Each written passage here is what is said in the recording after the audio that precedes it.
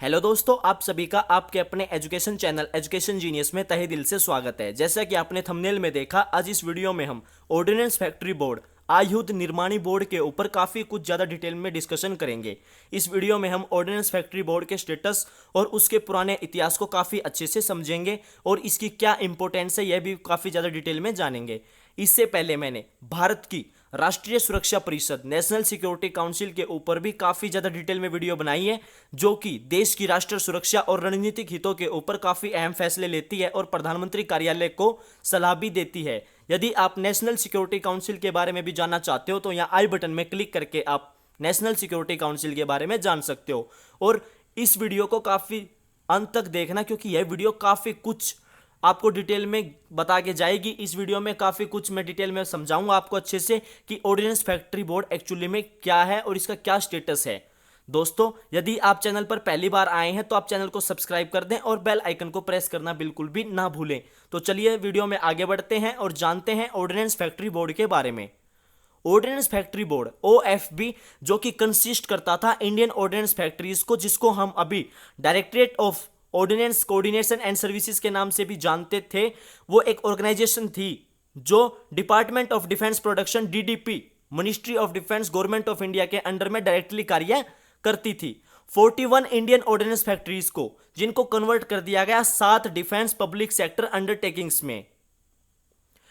Ordinance factory board, जो कि 37th largest defence equipment manufacturer थी वर्ल्ड के अंदर और सेकेंड लार्जेस्ट एशिया के अंदर और लार्जेस्ट भारत के अंदर।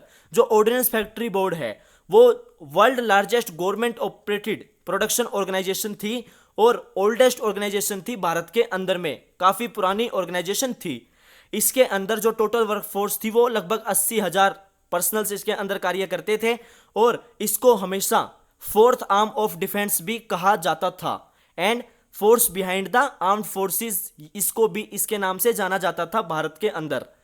इसकी जो टोटल सेल्स थी वो लगभग $3 बिलियन, यानी कि 22,389.22 करोड़ रुपीस 2020-21 में थी। अब हम इंडियन जो ऑर्डिनेंस फैक्ट्रीज है उसके इतिहास के बारे में जानेंगे। ऑर्डिनेंस फैक्ट्री बोर्ड के काफी इतिहास को हम अच्छे से भी समझेंगे। जो इंडियन ऑर्डिनेंस फैक्ट्रीज हैं उनको प्रेडेट कहा जाता है कि वो ऑल अदर जो ऑर्गेनाइजेशन है, जैसे कि ग्रेट इंडियन आर्मी, भारतीय सेना और इंडियन रेलवेज, जिनसे भी ये प्रेडेट मानी जाती है 1 सेंचुरी, यानी कि लगभग 100 साल प्रेडेट जो इंडियन ऑर्डिनेंस फैक्ट्रीज हैं उनको माना जाता है। जो फर्स्ट इंडियन ऑर्डिनेंस फैक्ट्री थी जिसका हम ओरिजिन ट्रेस कर सकते हैं वो है ईयर 1712 में, जब डच ओस्टेंड कंपनी जो कि इस्टेब्लिश की थी एक गन पाउडर फैक्ट्री इच्छापुर में, और 1787 में अनदर जो गन पाउडर फैक्ट्री इस्टेब्लिश की गई थी इच्छापुर में। और इसने जो प्रोडक्शन अपना स्टार्ट किया था वो 1791 में प्रोडक्शन स्टार्ट कर दिया था और इस साइट को लेटर बाद में यूज किया गया एज ए राइफल फैक्ट्री के रूप में, जो कि शुरू हुई 1904 में। और 1801 में जो गन कैरेज एजेंसी, नाउ जिसको अभी जानते हैं gun and shell factory Kashipur, उसको इस्टेब्लिश किया गया काशीपुर कलकत्ता में। एंड जो प्रोडक्शन बिगेन हुआ उसमें वो 18 मार्च 1802 में शुरू हुआ। ये जो है ओल्डेस्ट ऑर्डिनेंस फैक्ट्रीज है इंडिया के अंदर जो अभी स्टिल एग्जिस्टेंस में है। अब हम ऑर्डिनेंस फैक्ट्री बोर्ड यानी कि ऑर्डिनेंस जो फैक्ट्रीज हैं उनके कंट्रीब्यूशन को काफी अच्छे से समझेंगे। जो इंडियन ऑर्डिनेंस फैक्ट्रीज हैं उन्होंने सिर्फ सपोर्ट नहीं किया भारत को सिर्फ युद्ध के टाइम पे, बट उन्होंने जो काफी ज्यादा इंपॉर्टेंट रोल प्ले किया है इंडिया के अंदर इंडिया को बिल्ड करने में, यानी कि विद एडवांसमेंट काफी टेक्नोलॉजीज भी दी हैं। और जो इंडस्ट्रियल रिवॉल्यूशन है भारत के अंदर उसको भी ऑर्डिनेंस फैक्ट्रीज बोर्ड लेके आया है। जैसे कि इन्होंने शुरुआत की first modern steel, aluminium, copper plants of India के साथ में, first modern electric textile mill of India, first chemical industries of India, established the first engineering college of India, and as its training schools sparked India's first war of independence 1857। जो 1857 की महान संग्राम क्रांति हुई थी उसको भी इसने स्पार्क चिंगारी दी थी with its rifles and bullets के साथ में। एंड इसने काफी ज्यादा इंपॉर्टेंट रोल प्ले किया है जो भारत की फाउंडिंग किया है इसने, कि जो भारत की रिसर्च एंड इंडस्ट्रियल ऑर्गेनाइजेशंस है जैसे कि ISRO, DRDO, BDL, BEL, BEML, SAIL, इनके फाउंडिंग में भी जो इंडियन ऑर्डिनेंस फैक्ट्रीज है इसका काफी ज्यादा अहम और इंपॉर्टेंट रोल रहा है। अब हम रिस्ट्रक्चरिंग को जानेंगे। जो ऑर्डिनेंस फैक्ट्री बोर्ड है उसको कैसे 7 पब्लिक सेक्टर अंडरटेकिंग्स के अंदर कन्वर्ट किया गया, कैसे उसको रिस्ट्रक्चर किया गया, इसको काफी अच्छे से समझेंगे। 17 जून 2021 को डिफेंस मिनिस्ट्री के द्वारा अनाउंस किया गया कि जो प्लान्स हैं उनको स्प्लिट करके जो एग्जिस्टिंग 5 ऑपरेटिंग डिविजन्स हैं ऑर्डिनेंस फैक्ट्री बोर्ड की, in addition to parachutes and opto electronics into 7 PSUs, उनको डिवाइड किया गया, होली ओन्ड बाय, जिनको गवर्नमेंट के द्वारा ओन किया जाएगा और ओन किया गया। इसको मेंशन किया गया कि जो ऑल एग्जिस्टिंग फैक्ट्रीज हैं, जो एम्प्लॉयज हैं, वो पार्ट बनेंगे इन 7 पीएसयूज का। 1 अक्टूबर 2021 से जो ऑर्डिनेंस फैक्ट्री बोर्ड है उसको डिसॉल्व कर दिया गया एंड ऑल जो management control and operations and maintenance है उसको ट्रांसफर कर दिया गया। 7 जो newly form defence public sector undertakings हैं जिनके नेम मैं अभी आपको बताऊंगा। Advance weapons and equipment India limited AWE, armoured vehicles Nigam limited AVANI, gliders India limited GIL, India's Optel limited IOL, munitions India limited MIL, troop comforts limited TCL, Yantra India limited YIL। The new companies जो launch की गई and dedicated to the nation, इनको 15 अक्टूबर 2021 को launch किया गया था और इनको नेशन को डेडिकेट कर दिया गया। अब हम ऑर्गेनाइजेशन के बारे में जानेंगे। जो अपेक्स बोर्ड है उसको हेड किया जाता है director general of ordnance factories के द्वारा DGOF, जो कि एक्ट करता है as a chairman of the board, ex officio secretary to the government of India, and जो कि कंसिस्टेड होता है 9 अदर मेंबर्स का, हु जिनमें से हर एक जो है वो rank of additional DGOF director general of ordnance factories होता है। जो ऑर्डिनेंस फैक्ट्रीज हैं उनको डिवाइड किया गया 5 ऑपरेटिंग डिविजन्स में, जो कि depending upon the type of the main products and technologies employed, उनके ऊपर इनको देखते हुए 5 ऑपरेटिंग डिविजन्स में डिवाइड किया गया। These were ammunitions and explosives, weapons, vehicles and equipment, materials and components, armoured vehicles, ordnance equipment group of factories. इन 5 divisions के अंदर इनको कन्वर्ट किया गया। जो each of the above group of factories है वो हेड की जाती है बाय अ मेंबर, और एडिशनल जो director general of ordnance factory होता है उनके द्वारा इनको हेड की जाती है, जो कि एक rank of special secretary to the government of India rank का अधिकारी होता है। जो 4 रिमेनिंग मेंबर्स हैं वो रिस्पॉन्सिबल होते हैं for staff functioning viz personnel, finance, planning and material management के लिए and technical services, and they operated from Kolkata, और वो कोलकाता से ऑपरेट करते हैं।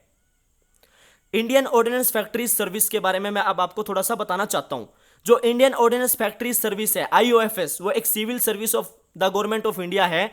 IOFS जो ऑफिसर्स हैं, IOFS जो इंडियन ऑर्डिनेंस फैक्ट्री सर्विस के ऑफिसर्स हैं वो gazetted group A defence civilian officers होते हैं under the ministry of defence.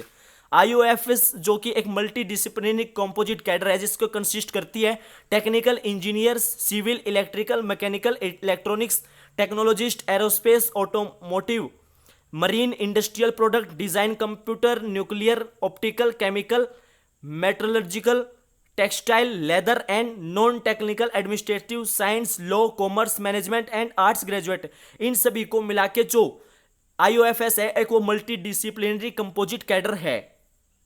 Technical जो पोस्ट अकाउंट करती हैं इसमें अबाउट 87% यानी कि जो टेक्निकल पोस्ट होती हैं इसके अंदर वो लगभग 87% होती हैं टोटल कैडर का।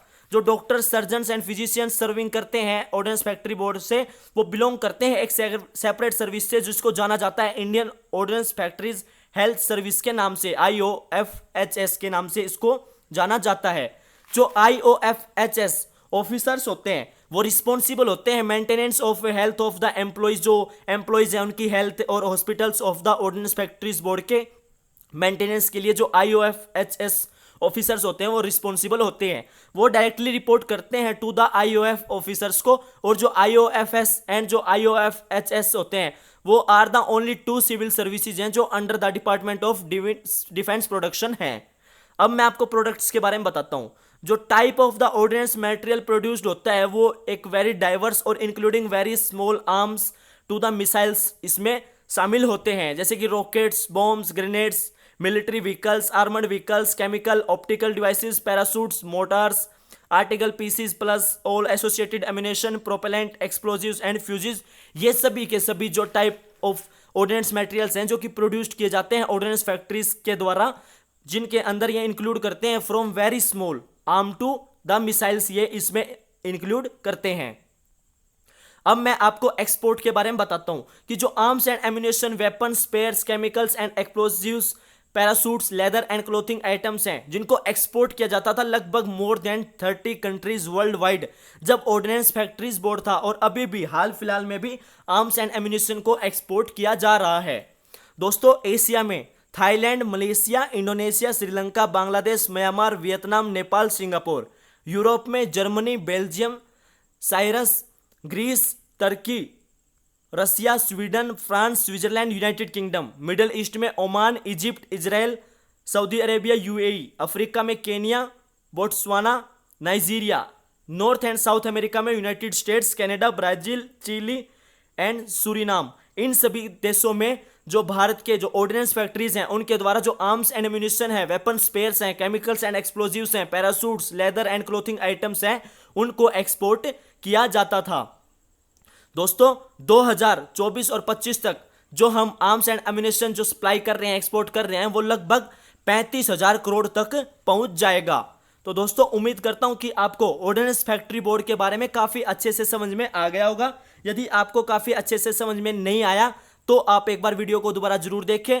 वीडियो देखने के लिए आप सभी का तहे दिल से धन्यवाद। मिलता हूं आपसे नेक्स्ट वीडियो में फिर इंटरेस्टिंग एंड नॉलेजेबल टॉपिक के साथ में। तब तक के लिए थैंक यू। जय हिंद, जय भारत, और चैनल को सब्सक्राइब जरूर करें। जय हिंद, जय भारत।